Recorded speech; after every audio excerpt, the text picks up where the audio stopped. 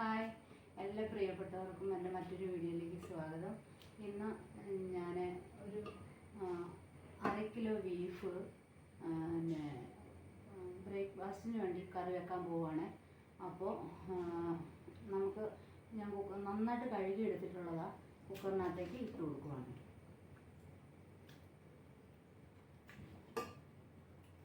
അതിൻ്റെ കൂട്ടത്തിൽ തന്നെ ഞാൻ കുറച്ച് ചെറിയ ഉള്ളി, ഇത് കുറച്ചല്ലേ ഉള്ളൂ, അതുകൊണ്ട് കുറച്ച് ചെറിയ ഉള്ളി, പിന്നെ കുറച്ച് ഇഞ്ചി അരിഞ്ഞത്, പിന്നെ ഒരു 2 പച്ചമുളക്, പിന്നെ ഒരു 2 കറിവേപ്പില, പിന്നെ കുറച്ച് വെളുത്തുള്ളി, പിന്നെ ആവശ്യത്തിന് ഉപ്പ്, അതുപോലെ തന്നെ 1 സ്പൂണ് കാശ്മീരി മുളക് പൊടിയാണ്, പിന്നെ മഞ്ഞൾപ്പൊടി, പിന്നെ 1 table spoon garam masala, 1 table spoon കുരുമുളക് പൊടി.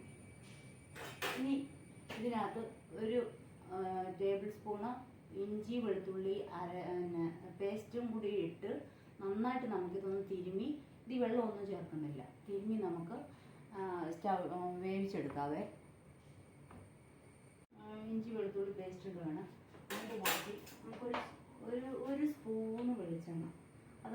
എന്തിനാണെന്ന് ചോദിച്ചാൽ, ഒന്ന് തൈരോ അല്ലെങ്കിൽ ഒരു നാരങ്ങ നീരോ ഇച്ചിരി വെളിച്ചെണ്ണയും കൂടി ഒഴിച്ച് നമ്മൾ തിരുമുവാണെങ്കിൽ ഇത് നല്ല സോഫ്റ്റായിട്ടിരിക്കും. അതിന് വേണ്ടിയിട്ടാണ്. നന്നായിട്ട് തിരുമ്മി കുക്കർ അടച്ച് അടുപ്പിൽ വെച്ച് വേവിച്ചെടുക്കണം.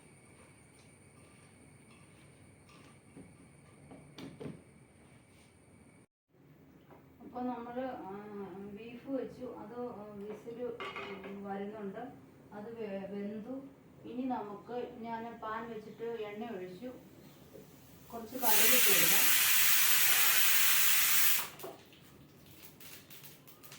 അതിൻ്റെ കൂട്ടത്തിൽ നമുക്ക് കടുകൊന്ന് പൊട്ടി കഴിയുമ്പോൾ, ഓൾറെഡി ഞാൻ മസാല ഇട്ടിട്ടുണ്ട്, ഗരം മസാല ഇട്ടിട്ടുണ്ട്. ഇത്രയും വലിയ ജീരകം ഇട്ട് കൊടുക്കുകയാണ്.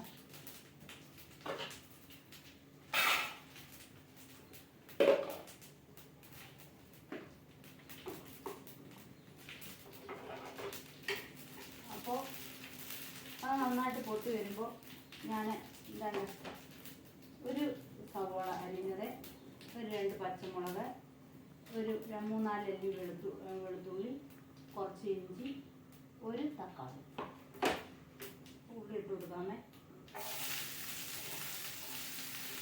ഉള്ളിയും പച്ചമുളക് ഇട്ട് കൊടുത്തു.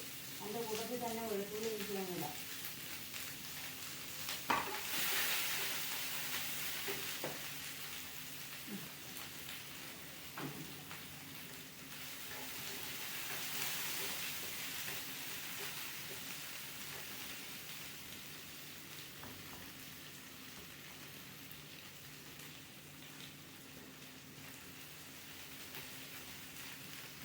ക്യാമറയുടെ ഇപ്പോൾ നിങ്ങൾക്ക് തന്നെ കാണാൻ പറ്റുന്നുണ്ടെന്ന് തോന്നുന്നു.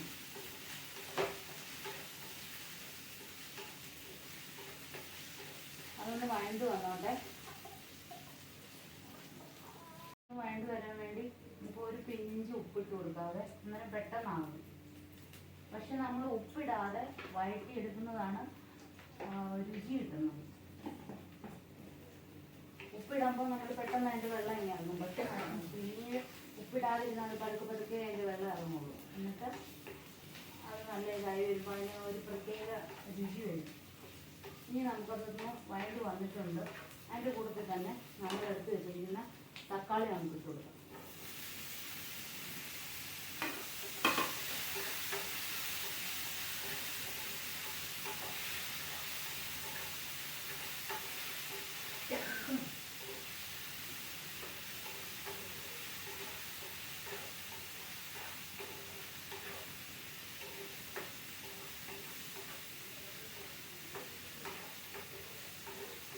കൂടെ 2 കരിയാപ്പിലയും ഇട്ട് കൊടുക്കാം. കരിയാപ്പില എൻ്റെ ഒരു വീക്ക്നെസ്സാണ്. താല്പര്യമുണ്ടെങ്കിൽ ഞാനും ശരിക്കും ചെയ്തു. അപ്പോൾ ഞാൻ ഇപ്പോൾ ഇത് ചെയ്തുകൊണ്ടിരിക്കുമ്പോൾ തന്നെ എൻ്റെ വീഡിയോ സബ്സ്ക്രൈബ് ചെയ്യാത്തവരൊന്ന് ചെയ്യണേ, ഷെയർ ചെയ്യുകയും കമൻറ്റ് ചെയ്യുകയും ചെയ്യണേ.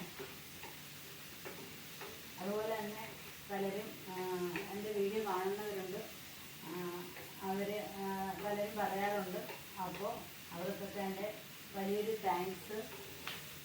തുടർന്നും നിങ്ങളുടെ സപ്പോർട്ട് ഉണ്ടാകണം, കാണണം, ഷെയർ ചെയ്യണം, നിങ്ങൾ കമൻറ്റ് ചെയ്യണം.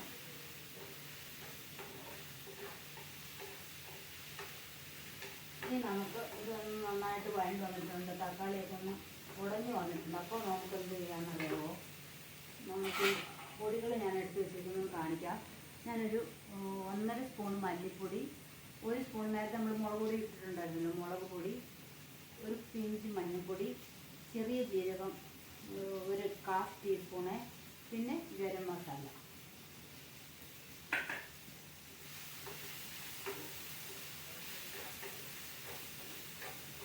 ഇത്രയും നമുക്ക് ഇതിനകത്തോട്ട് ആഡ് ചെയ്ത് കൊടുക്കാവേ.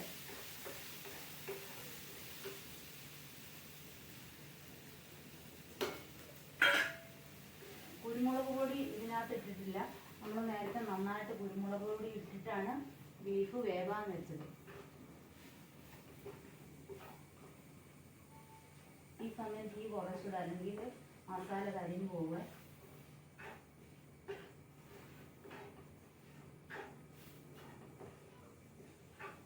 നല്ലോണം ഒന്ന് മൂത്തോട്ടെ.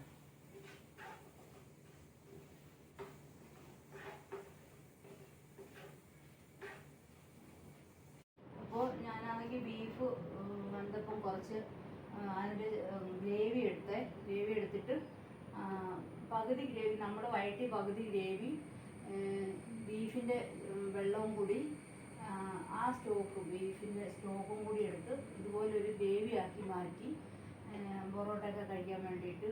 ഇതിനകത്ത് ഞാൻ ഒന്ന് കുറുകി കിട്ടാൻ വേണ്ടി 1 സ്പൂണ് കോൺഫ്ലവറും 1 സ്പൂൺ പാൽപ്പൊടിയും ചേർത്ത് കലക്കി മിക്സാക്കി ഇതിനകത്തേക്ക് ഒഴിച്ചിട്ടുണ്ട്. പാൽപ്പൊടി ഇടുന്നൊരു ചൂടുവെള്ളം ഒഴിക്കണം. അത് നമുക്ക് ഇതിനകത്തേക്കൊന്ന് മാറ്റി കൊടുക്കാം.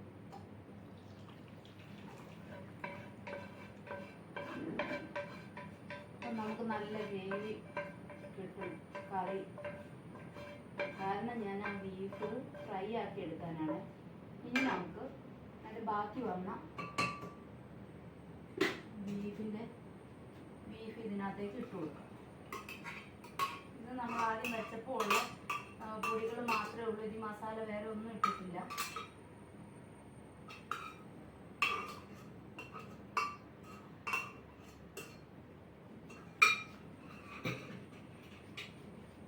ഇനി അതൊന്ന് കുറച്ചൊന്ന് വറ്റി വന്നോട്ടെ. ബീഫൊക്കെ വെന്ത് ഇതായി. ഇനി കുറച്ച് വറ്റി വരുമ്പോൾ ഞാനെൻ്റെ ബാക്കി വെച്ചിരിക്കുന്ന മസാല നമുക്കൊന്ന് ഇട്ട് കൊടുക്കാവേ. അപ്പോൾ ഞാൻ ആ പാൽപ്പൊടിയും കോൺഫ്ലവറും ഇടുന്നത് നിങ്ങളെ കാണിക്കാൻ പറ്റിയില്ല, സോറി. അത് കോൺഫ്ലവർ 1 സ്പൂണ്, പാൽപ്പൊടി 1 സ്പൂണ്. പാൽപ്പൊടി ആദ്യം ചൂടുവെള്ളത്തിൽ കലക്കി, അതിന് ശേഷം അത് ഒഴിച്ചതിന് ശേഷം കോൺഫ്ലവർ തണുത്ത വെള്ളത്തിൽ കലക്കി അത് രണ്ടും കൂടി പിന്നെ മിക്സാക്കി നമ്മൾ ആ ഗ്രേവിക്കകത്തേക്ക് ഒഴിച്ച് ഒന്ന് തിക്കാക്കി എടുക്കുക. നല്ല, അപ്പോൾ കുറച്ചുകൂടെ ടേസ്റ്റി ആയിട്ട് നമുക്ക് കിട്ടുകയും ചെയ്യും. അതൊന്ന് ഇതായേ കുറച്ച് വറ്റി വന്നിട്ടുണ്ട്. അപ്പോൾ നമ്മൾ ഈ മസാല ഇട്ട് കൊടുക്കും. കാരണം ആ മസാലയുടെ ഉള്ളിയൊക്കെ ഒന്ന് വേകണമല്ലോ, അതുകൊണ്ട് അതും കൂടി ഇട്ട് കൊടുത്ത് മിക്സ് ആക്കാവേ. നമ്മളെപ്പോഴും ബീഫ് ഫ്രൈ ആക്കി എടുക്കുന്നത് ഇങ്ങനെ ചെയ്തിട്ട് എടുക്കുകയാണെങ്കിൽ ആ ഫ്രൈ ചെയ്യുന്ന ബീഫിന് നല്ലൊരു രുചി ഉണ്ടാവേ. അപ്പോൾ ഇനി ഇത് നമുക്കൊന്ന് അടച്ചു വെച്ച് വറ്റിച്ചെടുക്കാം.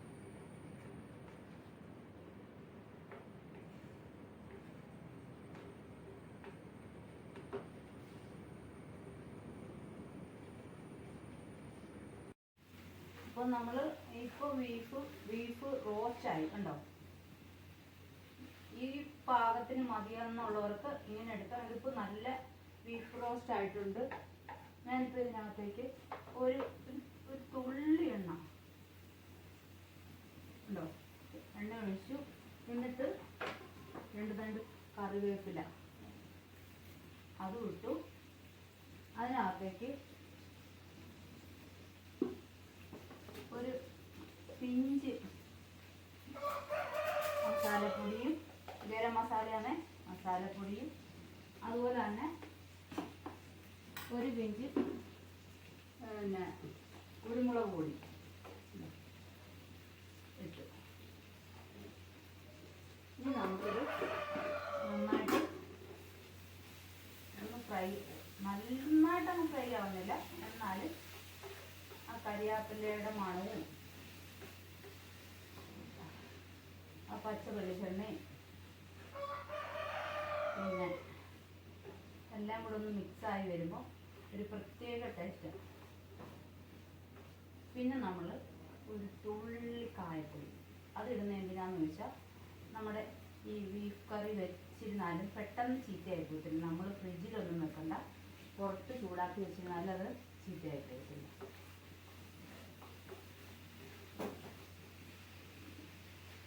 അപ്പോൾ നമ്മുടെ ബീഫ് ഫ്രൈ ഇവിടെ റെഡി ആയിട്ടുണ്ട്. ഞാൻ ഒത്തിരി അങ്ങ് ഹാർഡാക്കിയിട്ടില്ല, കുറച്ച് മസാല തിക്കായിട്ടാണ് ചെയ്തത്.